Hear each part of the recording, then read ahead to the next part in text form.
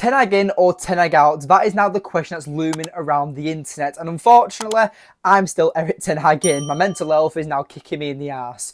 But at the end of the day, that's the loyalty I'll show towards Manchester United and my manager and also the players. But at the end of the day, for the fans who are Eric Ten Hag out and are either in Manchester or other parts of the world, then go and support the other side of Manchester, the Bitter Blues. Because at the end of the day, you don't deserve to be a Manchester United fan if you are debating on being Eric Ten Hag out after that performance. Before today, Manchester United were unbeaten in 2024. You know, we went toe-to-toe with Tottenham. Apparently, Postecoglou is the brilliant debut manager for his first season in the Premier League.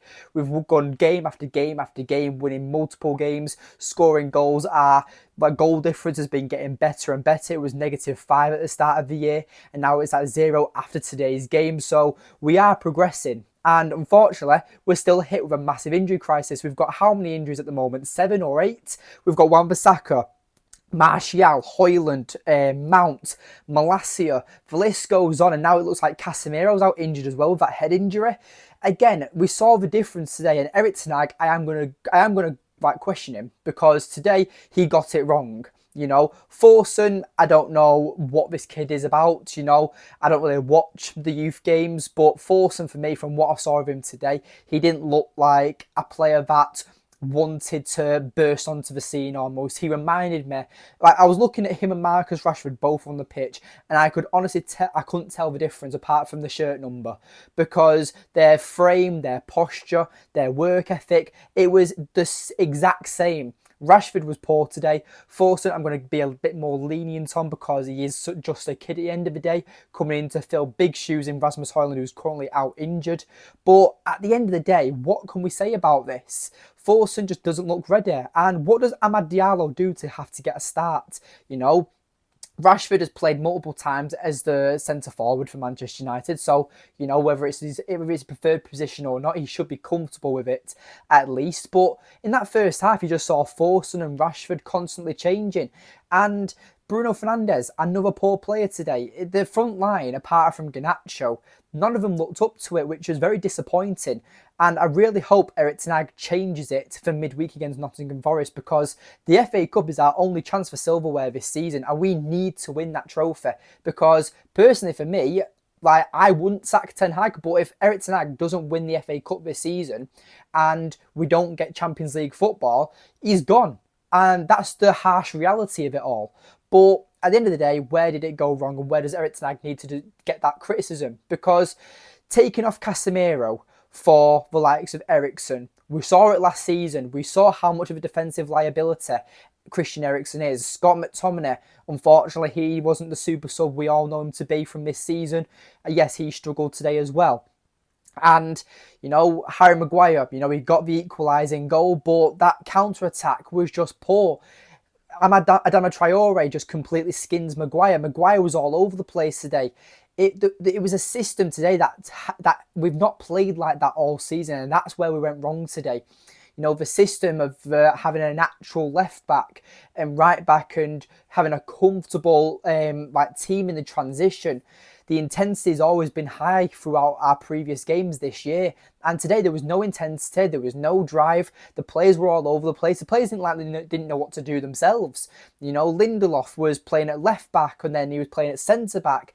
We were all over the place at times. And Fulham, if they were more clinical, it could have been a cricket score today. It was absolutely all over the place. And that's just the best way. It was just a mess. That's the best way to describe it today. And unfortunately, that's Fulham's first game. That's their first away win since August last year. You know, that's a tough stat to swallow. But at the end of the day, it's the reality. You know, somewhere in an alternate universe, Manchester United beat Fulham today. In an alternate universe, United wear bright blue. You know, that's obviously the theory of it all. But we have to accept our reality. And that reality is that Manchester United were poor today. We should have lost to Luton, and Fulham were better than us today. And just like the Luton game, if they were more clinical up front, they could have scored a hatful of goals. And Fulham did that today. Obviously, they only beat us 2-1. But at the end of the day, United just weren't good enough. That first half, it took us so long to get into the game. It wasn't until around the 38th minute to 40th minute, United actually tried going for the game, and it still remained 0-0 as it was. So even when we were trying, we didn't really look like we were clinical enough in front of goal. And another player I just need to talk about, you know, he had a great first half, but completely let himself down in that second half.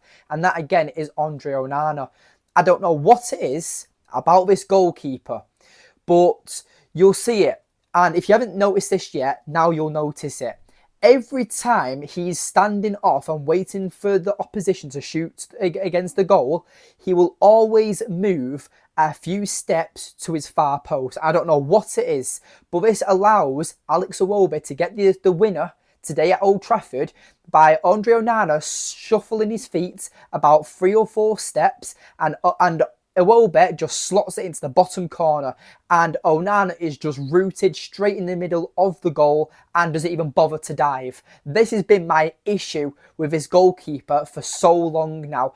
I made a video why we should stick with Onana earlier in the season because he was getting so much hate, but now I'm one of them fans now where I don't want this guy to be in our net anymore. He's a liability. He is terrible. And this interview that keeps popping up on my For You page on TikTok about Onana in this interview about how, oh, well, I was one of the best goalkeepers in the Champions League last season. Do you really think that I can go shit overnight? Yes, mate. I actually do think so, because the shirt weighs too much on you and you can't. You're too top heavy. You're not quick enough when it comes to going to ground. You come out of your goal way too often. You're not a goalkeeper. I don't know what you are, but I want to know where the real Andre Onana is. The Andre Onana we signed from Inter Milan. I don't know if you're his twin or you're just some random clone that fucking Sergeant Ratcliffe wants to experiment on. I don't know at this point. I'm going absolutely insane with the fact that we lost to Fulham today, but we deserve to. We're going for top 4. And these are the games we should be winning. We always have a difficult game against Fulham. Under Marco Silva, they've always been a bit of our bogey team. It's always been a tight fixture against Fulham. But today I had a bit more hope because we have been playing really well. But unfortunately, it's come crashing down and we've ruined it yet again. Højlund seems to be our most important player at the moment, and he's now out injured for another few weeks. So Erik ten Hag, he needs to sort it out. He needs to be grilling into them players and drilling into them where they went wrong today. He needs to take accountability for himself. But if we play like that against Nottingham Forest midweek and against City next week, we're going to get absolutely battered, and no doubt I could say about another 20% of the fan base will be Erik ten Hag out if we lose to Nottingham Forest in the FA Cup and Man City in the derby next week. But what are your thoughts? Are you Erik ten Hag in or out? That is the question. But subscribe if you are new, like the video, and let me know in the comments down below on what your thoughts were on the game today against Fulham.